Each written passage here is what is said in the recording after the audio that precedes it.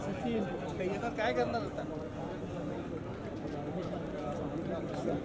सगळे खाली आहे इकडे, सगळे खाली आहे. पुण्यातली ही दृश्य आपण पाहतोय. पुण्यामध्ये रुबी हॉल क्लिनिकमध्ये शरद पवार, राष्ट्रवादी काँग्रेसचे सर्वेसर्वा शरद पवार यांना दाखल करतानाची ही दृश्य आहे. आणि या ठिकाणी काही डॉक्टर्स देखील जमा झालेले पाहायला मिळत आहेत. थोड्याच वेळात त्यांच्या काही चाचण्या होणार आहेत आणि या चाचण्यांचा रिपोर्ट आल्यानंतर पुढील निर्णय डॉक्टरांकडून घेतला जाईल अशी माहिती देखील समोर येते.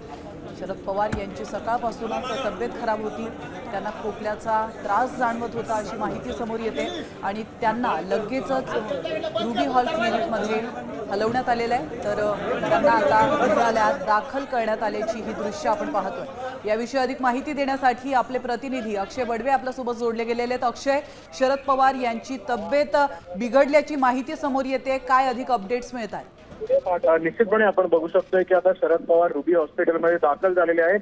आपण जर पाहिलं तर आज सकाळी बारामतीमध्ये गोविंद बाग या निवासस्थानी असताना शरद पवार यांना अनेक लोक जे आहेत ते भेटायला आले होते. मात्र तब्येत बिघडल्यामुळे त्यांना काहीसा खोकला होता, त्यामुळे आज ते कोणालाही भेटू शकले नाहीत. आणि त्यानंतर शरद पवार यांचा ताफा जो आहे तो शरद पवार यांना घेऊन आता रुबी हॉस्पिटलमध्ये दाखल झालेला आहे.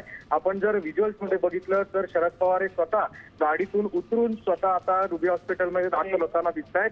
त्यामुळे कुठेतरी कार्यकर्ते असतील, नेते असतील, पदाधिकारी असतील यांना एक समाधानकारक चित्र जर म्हणलं तर आपण वावगं ठरणार नाही. कारण स्वतः शरद पवार गाडीतनं उतरलेले आहेत. अनेक वेळा शरद पवारांना लढवय्या नेता असं देखील संबोधलं जातं आणि आज सुद्धा एवढा खोकल्याचा त्रास होऊन सुद्धा शरद पवार जे आहेत ते आता स्वतः या हॉस्पिटलमध्ये दाखल झालेले असून आता त्यांच्यावर काही वेळातच उपचाराला सुरुवात होईल आणि त्यानंतर रुबी हॉल प्रशासनाने दिलेल्या माहितीनुसार त्यांच्या सुरुवातीला काही तपासणी होईल आणि जर गरज लागली तरच रुबी हॉस्पिटल प्रशासन जे आहे ते शरद पवार यांना रुग्णालयात ऍडमिट करून घेणार आहेत. नाही तर रुबी हॉल प्रशासनाने दिलेल्या माहितीनुसार शरद पवार यांच्यावर उपचार होऊन त्यांना घरी देखील पाठवण्यात येईल. आरामाचा जो सल्ला.